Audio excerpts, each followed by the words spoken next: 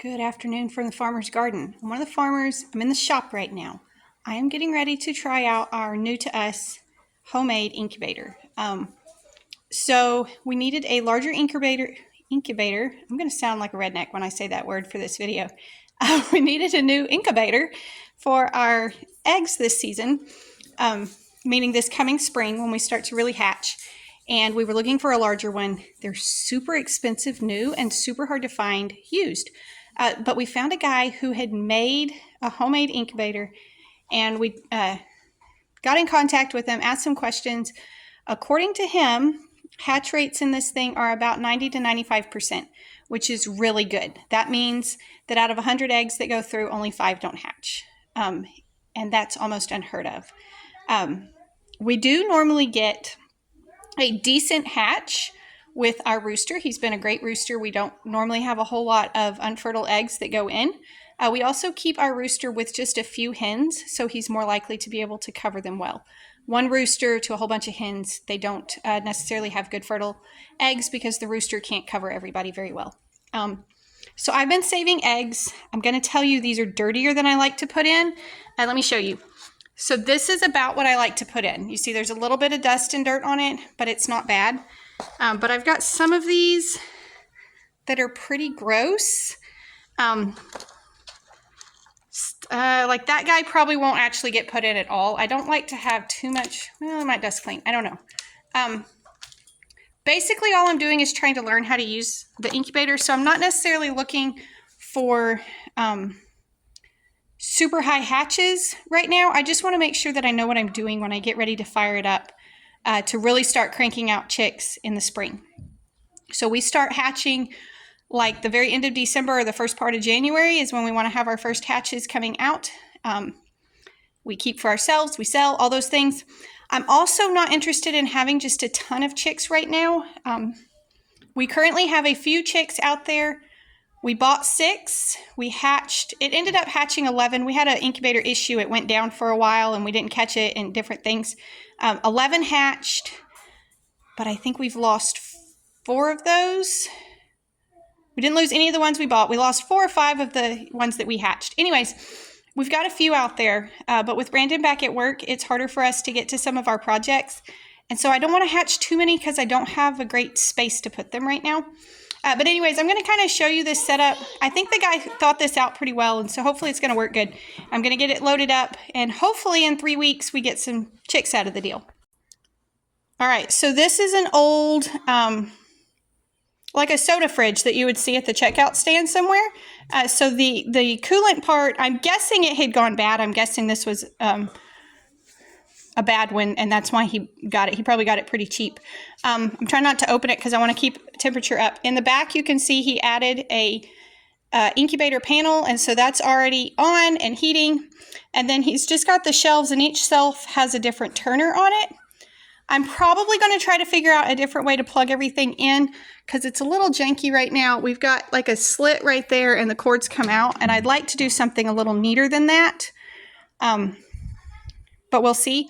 So what I'm planning to do, it'll fill that rack and maybe a piece of another rack. I don't know how many of these eggs. Like I say, some of them are dirty and some of them are old. So I probably won't try to put them all in. I just want to kind of get my feet wet with this, so to speak. So he's got the little latch on it to keep it closed.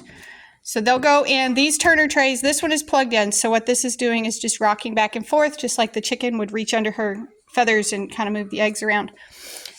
He included some quail trays, so I guess we may try hatching some quail too. And then what I'll plan to do is either move them down to this box for hatch, or what I really want to get, they're called hatch baskets.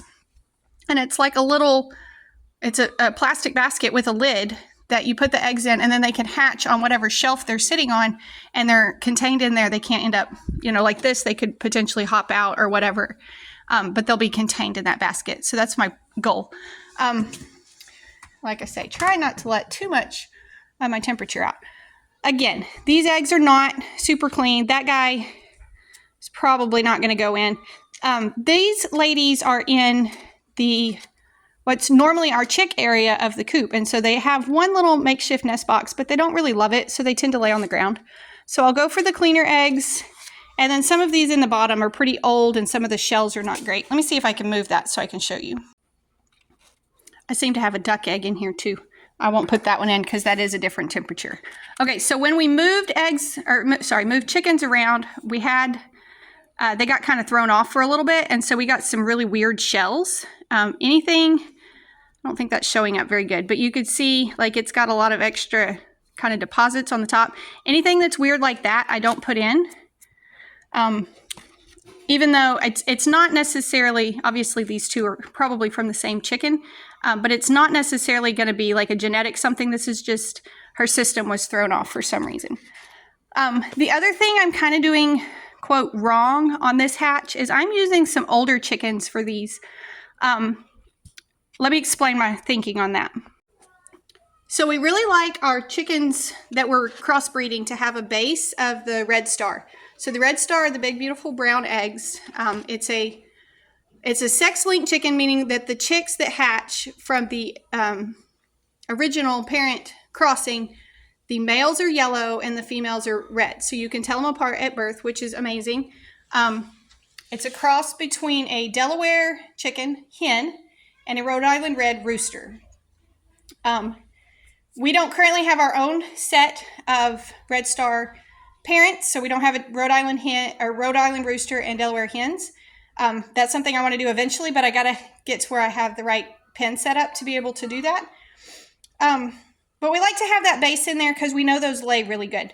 So what we found this year is by using Red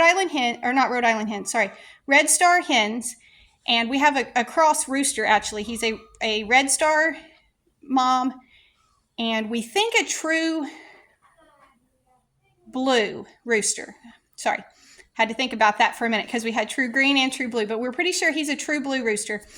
So what we're finding is that our eggs are a nice shade. They kind of vary, so we have some that are more on the green side, some that are more on the blue side, but we're not getting any browns out of his chicks. But they laid earlier than any other hen we've ever had. They were laying by 18 weeks, which we really like. So we want to try to keep that going. And then we're using older hens, I told you, and our thought on that is if they're still laying consistently now at 3 years, that could potentially let us kind of keep our hens longer. Chicken breeding is always kind of changing and evolving and trying to keep up with demand. The kids and I are reading a Little House on the Prairie book in school, and we were laughing the other day because a kid was chasing the chickens and the mom's like, "Stop that, you'll make my chickens stop laying eggs." And that's kind of an old thing, like don't scare the chickens, they'll stop. And obviously there is some truth to it. I mean, I just showed you the goofy shell where when I moved them around, it kind of threw them off. But it takes a pretty big scare to make your chickens stop laying these days. And a lot of that is just genetics. They're bred to continue to lay. And so they have those good genetics to keep laying. And we want to keep that going. And we're thinking, okay, if we can get these older chickens to still lay eggs that are good enough to hatch, that might be a good sign for future generations. So that's our thought on that. The reason you wouldn't normally use older hens is because the shell quality sometimes goes down. Now the goofy one, that is not one of the older birds. She's only 2, so she's plenty young enough to be breeding. The red ones are 3, some of them. And so like that's a beautiful egg from a 3-year-old. I think this is actually from Squirt, and Squirt is at least 4, maybe 5. And so she still lays an egg every once in a while. So our goal is just to kind of keep the really good, strong genetics for good laying chickens going. So I'm going to keep loading these up. We want to put them pointy end into the tray. That kind of keeps the air bubble inside in the right spot. And I'm kind of checking anything that's chipped or cracked. I don't want to go in. Anything with a really weird shell, I don't want to go in. So like I told you, that guy won't, that guy won't. That one looks pretty good. And I'll just see how many I can get in here and fill it up. All right, so there's 35 eggs in the tray. And now the other thing we have to pay attention to is the humidity level in the incubator. So I'm not totally sure what process he was using to keep the humidity up. You can see, well, I don't know if you can actually see, it's like 20-something% right now. So what I'm going to try first is just setting a jar of water in here and see if that will keep the humidity up enough. We may have to kind of play with that. Sometimes you could do a sponge or different things. The humidity is also going to be messed up because I currently have the door open. So now that everything is in there, we'll latch it down. The temperature is set to 101 degrees. It is not quite up to temperature yet, but I don't think it'll take much longer. And hopefully in 3 weeks we get chicks. So again, homemade incubator. There's going to be some things that we have to kind of figure out. And in fact, the guy that was selling it was not even home when we went to pick it up. His father-in-law met us, and he's like, I don't know anything about it. If it's working, or he said, I assume it's working because he was hatching hundreds of chicks this year. And so we're like, okay, we'll go for it.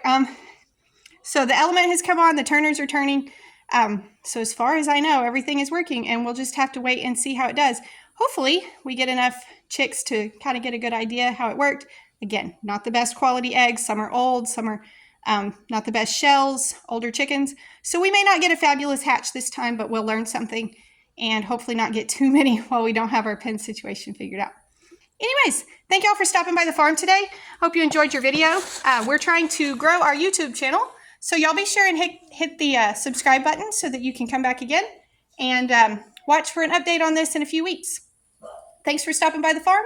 Come back when you can stay longer.